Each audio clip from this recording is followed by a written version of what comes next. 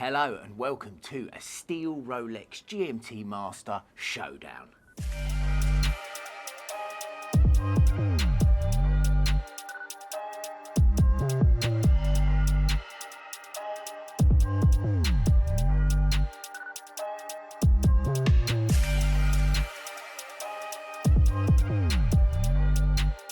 Thank you for joining us for another exciting video here in Jardin du Mayfair, heaven on earth for the watch enthusiast. Today I'll be showing some Rolex GMT-Master 2s. We'll be doing a comparison of not one, not two, not three, but four. We have the Fat Lady 16760, the Pepsi 16710, and the Pepsi 126710 BLRO, and then finally, last but not least, the Sprite 126720 VTNR. The Rolex GMT-Master is arguably one of the best known models within the brand, occupying territory along with the Submariner and Daytona as one of the three kings in the professional line. Its history from conception to present day is a fascinating insight to the development of watches with purpose. In 1954, Pan American Airways, known as Pan Am, approached Rolex and asked them to design a watch which would display multiple time zones at a glance. They planned to issue this watch to their pilots as they had started to operate transatlantic flights. This was the birth of the Rolex GMT-Master. The first model was reference 6542, which sported a bakelite blue and red bezel with radium indices and a plexiglass acrylic crystal.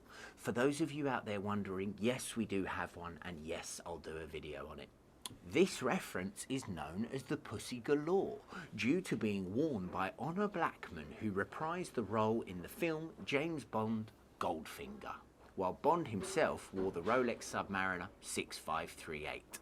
An interesting bit of trivia, the Goldfinger 6542 on Pussy Galore was the first time in history that a woman was ever filmed or photographed wearing a man's wristwatch. Unfortunately, I haven't got my mitts on one of those today, as it deserves a solo video as part of our vintage series, but I do have a handful of modern and neo-vintage GMTs that we're going to have a proper nose through. Okay, we'll go through in order of release, so you can get a feel for some of the subtle evolution, not revolutions, from Rolex as time goes on. Okay, so first up, this is the first GMT to hold the Master 2 moniker, and it's the Fat Lady reference 16760. The 40mm Fat Lady, also known as Sophia Loren, got its nicknames due to its case, which had grown to the same proportions as the Submariner, rather than the slimmer GMT case that led up to its release. This is most noticeable when looking at the visibly chunkier crown guards and the thicker case. It was known as the Fat Lady because it was visually altogether larger than the references we've seen before. One immediate thing to note about this watch is that this has a blue and red bezel. Its owner is a colleague and friend of mine, and he fitted the bezel of his choice. This was only ever allowed on these models. The standard configuration is a Coke bezel variant. You can't change the bezels on the more modern ceramic versions, but it was allowed on the 16760 and the 16710. This became the first GMT-Master 2 thanks to its new movement caliber 3085, which could advance the hour hand independently, thus enabling time to be tracked over 3 different time zones, rather than the 2 time zones afforded by the previous GMT-Master models. It was also the first GMT to come equipped with a sapphire crystal. That's a big upgrade.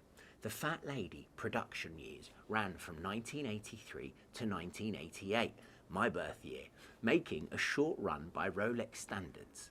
Combine this with the bigger case and you get a significant increase in desirability for collectors of the brand.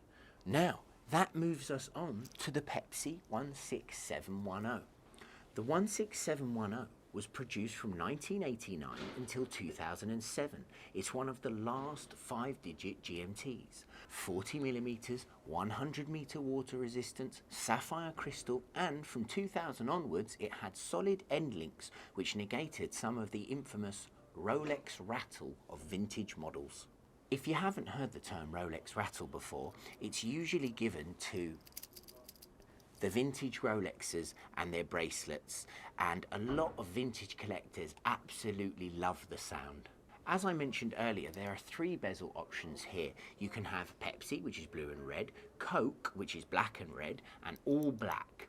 The 2 bracelet choices are also Oyster and Jubilee, so this is the most versatile GMT Master in the range, and it has the ability to look 6 different ways using a combination of bezel and bracelet options.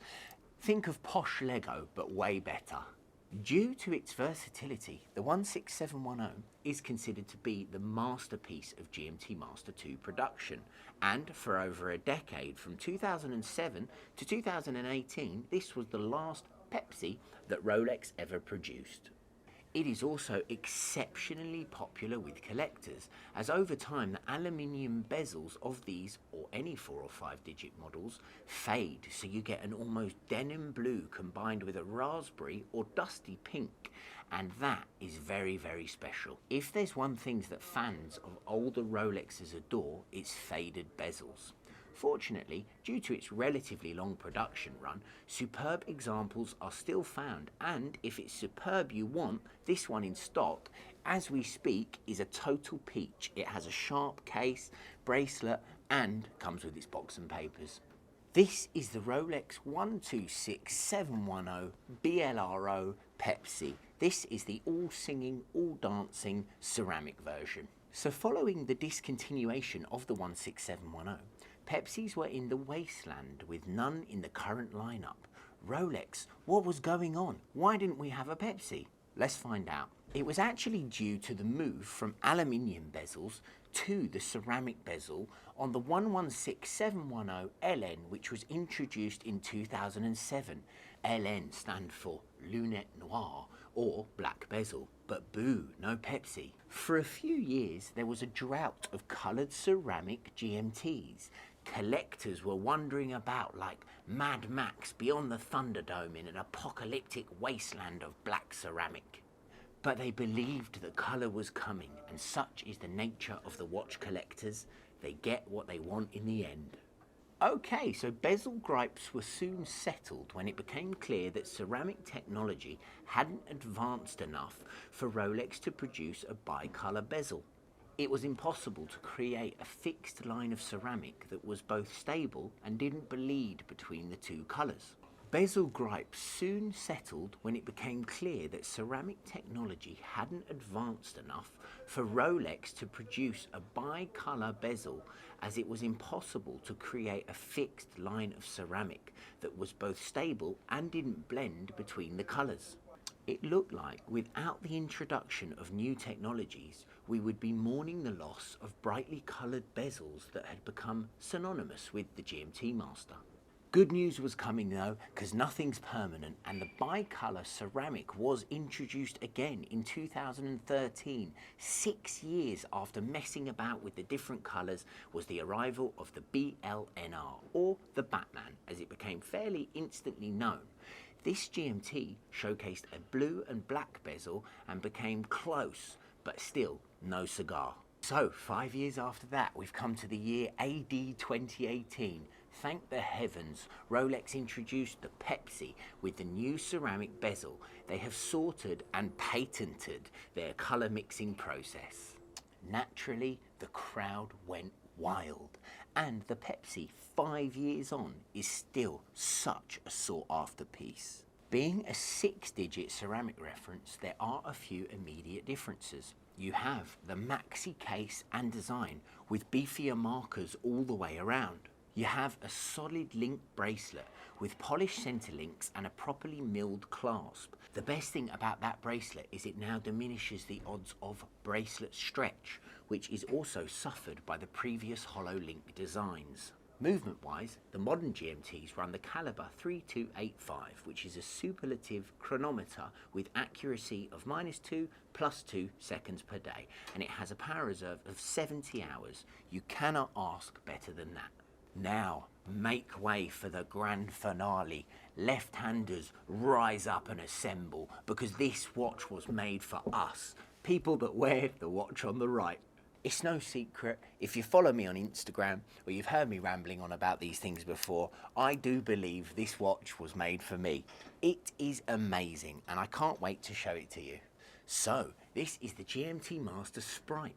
It's the GMT that nobody actually asked for, but people like me badly wanted. It's the 126720 VTNR, also known as the Sprite.